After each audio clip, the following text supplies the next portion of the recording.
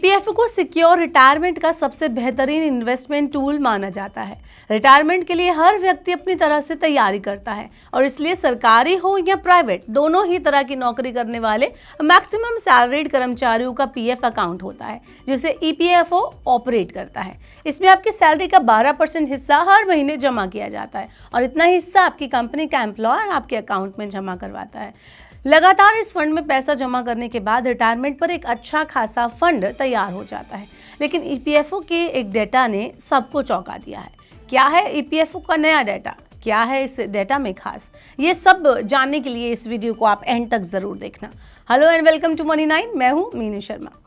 वैसे तो हर salaried employee के लिए ईपीएफ अकाउंट रखना ज़रूरी है, लेकिन आप इसे स्वेच्छा से भी खुलवा सकते हैं क्योंकि इस जमा पर सालाना मिलने वाला इंटरेस्ट रेट काफ़ी अच्छा होता है। इसलिए इसे निवेश के लिहाज से काफ़ी बेटर ऑप्शन माना जाता है। लेकिन यहाँ ये एक रिटायरमेंट प्लानिंग का बेहतरीन तरीका है। वहीं ईपीएफओ के एक डेटा के मुताबिक 21 साल से कम उम्र के लोगों की ईपीएफओ में भागीदारी कम होती जा रही है।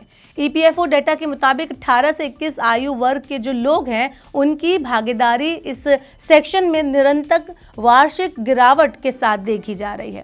एक्सपर्ट्स का कहना है कि ऐसा इस उम्र में हायर एजुकेशन और स्किल ट्रेनिंग को प्राथमिकता दिए जाने के कारण हो सकता है। फाइनेंशियल ईयर 2020 और 2025 के बीच एम्प्लॉयज़ के नेट एनरोलमेंट को अगर हम देखें तो पता चलता है कि 18 साल से कम उम्र की एज ग्रुप में 9.71% की गिरावट देखी गई और 18 से 21 साल की उम्र में 1.14% की गिरावट देखने को मिली। वहीं अगर इसके हम उल्टा देखें तो बढ़ती उम्र, खासतौर पर 35 साल से ज़्यादा उम्र के लोगों का ईपीएफओ में नेट एनरोलमेंट 14.61% बढ़ा है, जो ये दर्शाता है कि बढ़ती उम्र के साथ लोगों का ईपीएफ पर जो भरोसा है वो बढ़ रहा है। जिन राज्यों में कम उम्र में ईपीएफ एनरोलमेंट घटा है उनमें तमिलनाडु में 13.9% घटा है, महाराष्ट्र में 7.64% घटा है, गुजरात में 11.12% घटा है, हरियाणा की अगर हम बात करें तो उसमें 0.95% घटा है और कर्नाटक में 10.68% हिस्सेदारी घटी है। जबकि इसके उलट अगर हम 35 साल की बात करें तो 35 साल से ज़्यादा की श्रेणी में इन सभी जगहों पर उछाल देखा गया, मतलब बढ़त देखी गई, जिसमें कर्नाटक 21.1%, हरियाणा 17.23% की वार्षिक वृद्धि दिखा रहा है। एक्सपर्ट्स मानते हैं कि 2017 में ईपीएफओ में इस गिरावट का रुझान देखा गया, जो ये दर्शाता है कि इस उम्र से ज़्यादा युवा नौकरी में प्रवेश करने की बजाय अपनी हायर एजुकेशन की तरफ ज़्यादा ध्यान दे रहे हैं।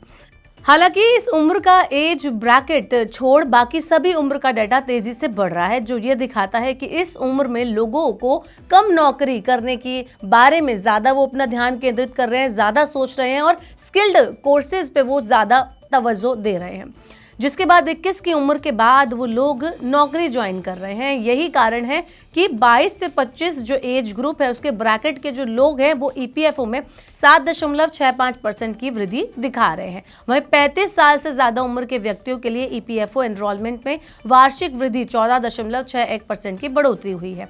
ऐसे में यही कहा जा सकता है कि बढ़ती उम्र के साथ लोगों का ईपीएफओ पर भरोसा भी बढ़ रहा है, क्योंकि ये पूंजी जोड़ने का एक बेहतरीन मौका देता है जिसमें आप अपने लॉन्ग टर्म गोल्स को आसानी से हासिल कर सकते हैं। आपका क्या कहना है?